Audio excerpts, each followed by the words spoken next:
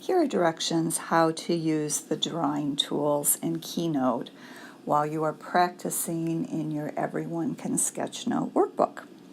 So if you have an Apple Pencil, all you have to do to turn on the drawing tools is touch your screen with your Apple Pencil and the tools will pop open. If you are working with a stylus or your finger, if you look over in the top right-hand corner and tap on the plus, some tools will pop up along the side, and there's graphs and shapes. The tool that we want is the one that looks like little pictures, and if you go down to the second thing from the bottom, you're going to tap on the drawing tools, and the drawing tools will open up.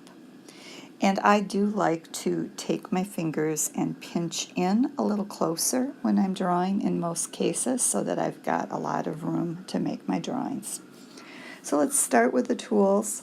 Starting on the left, we have a marker. And if I tap on the marker, I can make the line smaller. And if I adjust the transparency, I can make the line more see-through. The second tool that I have there, let me turn it back, is the pencil. Third one is the crayon. Fourth one is the paint tube. And if you tap on the paint tube, you can also adjust the transparency. It will do something pretty unique, which is if you draw a shape, kind of has these dotted lines that stretch as you draw, and when you let go, it will fill the shape in for you. You can also, I'm going to go back here to the marker. If I make an outline, I can use this paint tube to fill it in, but I'm going to change the color. I'm going to tap over on the big red dot over on the right, and you can see that there are tools that allow you to customize the colors that you put inside. There also is a color panel with set colors for you.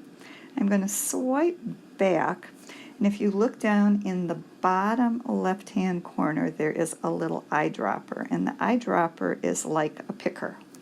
And so if I tap on a color, it will select that color.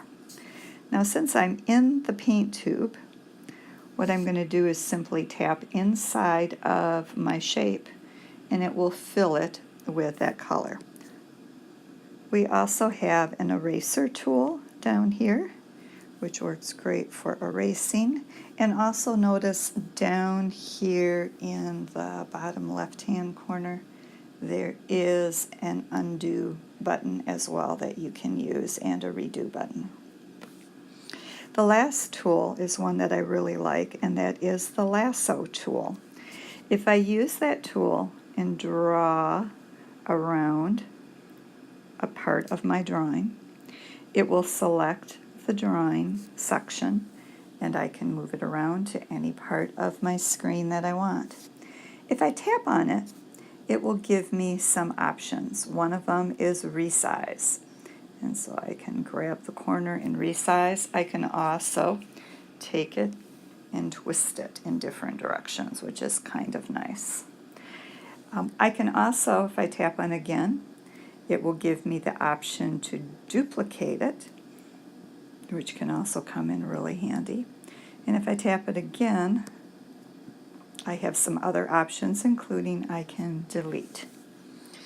When I'm finished with my drawings, I can go up to my top right-hand corner and hit the Done button, and that will close things off for me.